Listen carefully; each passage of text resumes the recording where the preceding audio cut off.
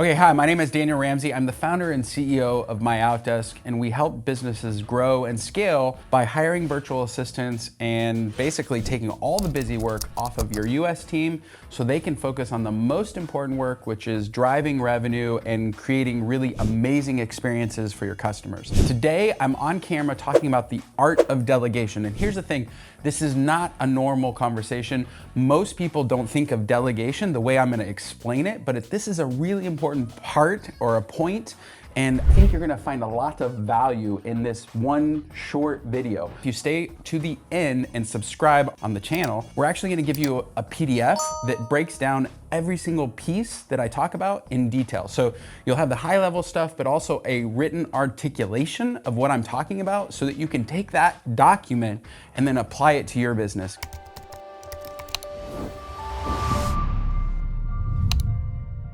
I have 2,200 people that work for me and our customers. And what I see is consistently companies that do delegation correctly and then companies that do delegation all over the place, meaning they just don't have a plan and they have no system and process and they have no KPIs. And so mastering the art of delegation isn't really some weird art form or some weird thing. It's actually a process. And the process is pretty simple. Have a plan, number one, and really know where you want to go.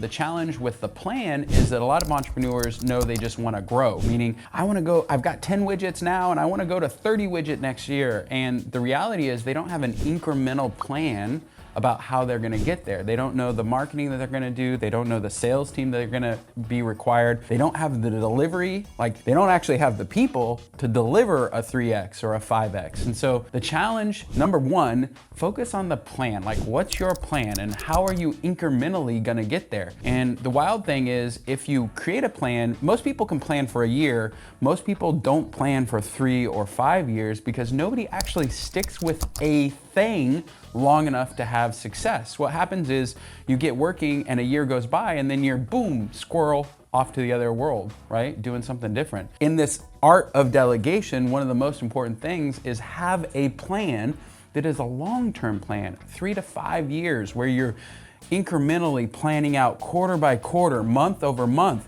even your weeks and days. If you really want to achieve something significant and have delegation in your life, the plan is the beginning. That's where everybody starts. Imagine back in the day when you were a general, people would be like, well, why did he lose? Well, his plan sucked.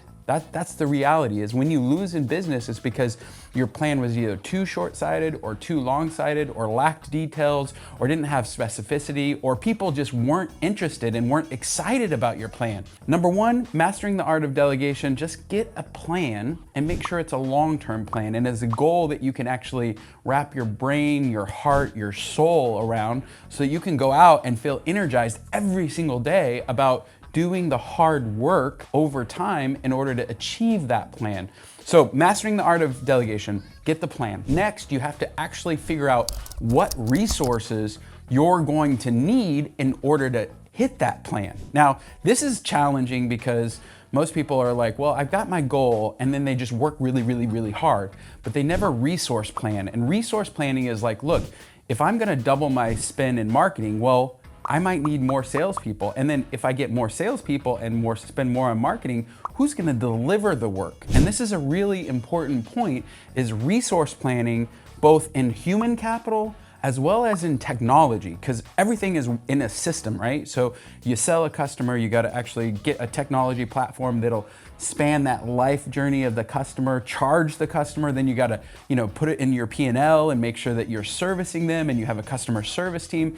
But resource planning is the next step after the plan, where who's on my team, what do I need them to do, what does my org structure look like, and then who do I need to bring into my organization to hit my plan?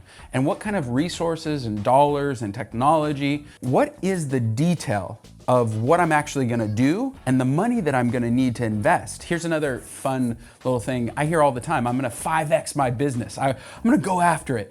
And what happens is, that sounds like an amazing goal and it can get everybody energized, but the reality is you need to plan for the resources that you'll actually need to employ within that plan in order to achieve a 5X. And that's where a lot of people fall down. So resource planning, super important. Who do I need? Who's on my team right now? What is the technology and systems and processes that I need? And then what are the categories? Sales and marketing is one category. Delivery, customer service after the sale is done, that's a whole nother category. And then operations like IT, finance, who's gonna actually project manage? Our team is now tripled. What are we gonna do to celebrate birthdays? You gotta have an operations team who is handling all the legal, tax, accounting stuff for your company and for your plan, right? Because your plan is big, you want a 5X. Okay, now you've got the plan, you've resource management, planned out who you need and what your tech is and who's gonna be on your team, right? Your next step is your engine. And this is a place that a lot of people kind of don't pay enough attention to, but sales is like air. It's the air that we breathe. And companies that forget about that just fail. And one of my favorite stories is IBM almost went out of business in the 90s. And so they went out and they hired a very expensive consultant company. And what had happened is they'd had a couple changes of CEOs, and the most current CEO was actually the previous CFO. So a bean counter, thinking about reducing costs and protecting the company and contracts and administrative work. And so this huge consulting company, and if I told you who it was, you'd know. They're the consulting company of all the biggest companies in the world. But they came in and charged $1 million to do this consultation for IBM. And they all sat in a boardroom, all the C-level people, all the consultants. And for $1 million, the consultants told them, your salespeople are doing too much paperwork. There's too much admin going on. And you need to give, for every 2 salespeople, you need to give 1 admin, and then remove all the red tape, get rid of the sales friction within the business. And literally, for $1 million, this consulting company told IBM what to do. They did it, and then now IBM is successful, still in business, all that. But they were on the edge of dying. So my point in this long story is, if you're making a plan and you have a huge goal and you know the resources you're gonna need to get to that goal, the next place to really focus on is your revenue, the engine inside your business. How am I gonna get the customers? What are my sales and marketing channels? Who needs to be on my team in terms of the sales team so that I can afford to buy these salespeople and pay for the leads and the customers that are required? And then what's my sales strategy? Are we referrals? Are we gonna do paid marketing? Are we gonna do social? Like, this piece is so important because the plan is easy, resource mapping, that's easy. Maybe it takes you an afternoon or a day, but the sales engine, you should really focus on this, and this is where most of your attention should be, because revenue is like the air that we breathe. With it, companies thrive. Without it, they freaking die and everybody gets fired. And so I can't stress how important this is.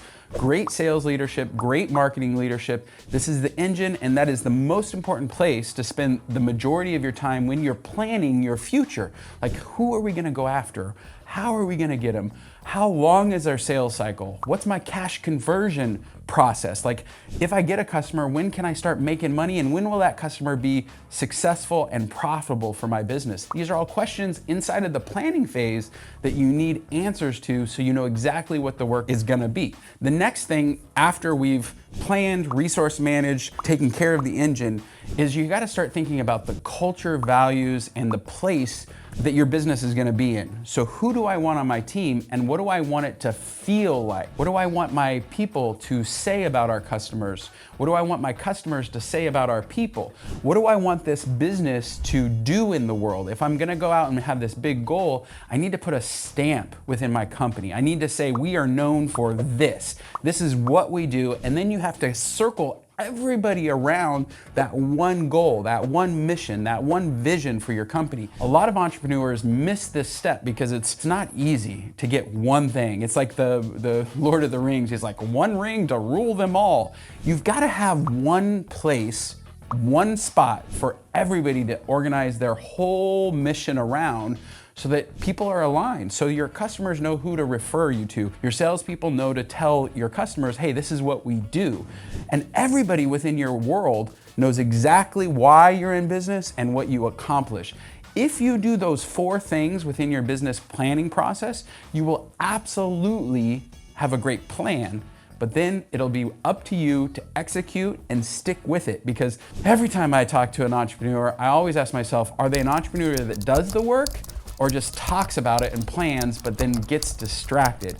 Execution is the only thing that matters. Having a great plan is one thing, but then executing it over the long term, that's what creates scale and drives revenue in companies and really creates multi-millionaire entrepreneurs. Okay, here's the challenge is we started this video as this is the art of delegation. And yet, as we were going through, what we realized was we were really helping people plan, create an executable plan, getting their team on board, and really put all the pieces together in order to win in business. But here's the thing, that's what's required in order to delegate. And this is a big piece that most people miss. In fact, I have a great friend. He's a $500,000 a year guy. He's an attorney. And we're talking because I'd love to recruit him. He's like one of these guys who went to Berkeley Law, served in our military. He's a huge guy, like pumps like, I don't know, 300-400 pounds, like bench presses. I can't even do one and he does like 12 of them. He's an amazing human. And his number one question to me is, I need to know exactly what the plan is.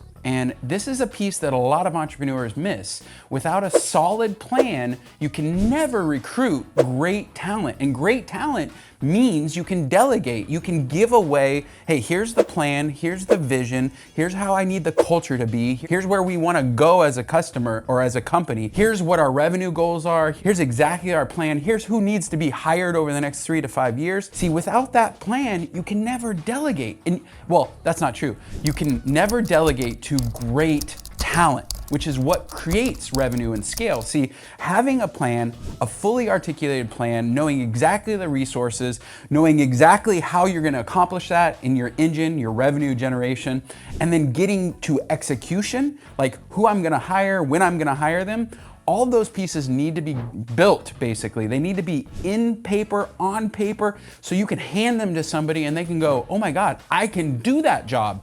I can win here with this company. The last thing, and this is important, when you're thinking about the art of delegation, if you have the plan, you need to have some KPIs. You need to have goals inside of each department within your company, sales and marketing, delivery and customer service, and then the operations piece like IT, legal, finance. You need to have the measurements within each of those organizations. With the plan and the measurements, then you can go out to the marketplace and hire great humans. Humans who have done that before, humans who really are motivated, self-motivated learners who like to grow. The art of delegation isn't really what everybody thinks is like, oh, I got a great hiring script, or oh, I've got this new online, attraction software that really gets great candidates. None of that matters. It's having an articulated plan, knowing exactly who you need, their skill sets line for line, exactly what they've done in their past, exactly who they've been in their professional career, and how they're gonna fit into your plan so you can grow and scale. The art of delegation is really planning and execution and knowing who you need on your team so you can grow and scale your company. If you like this video, subscribe below for more videos about delegation, leverage, and scaling your business.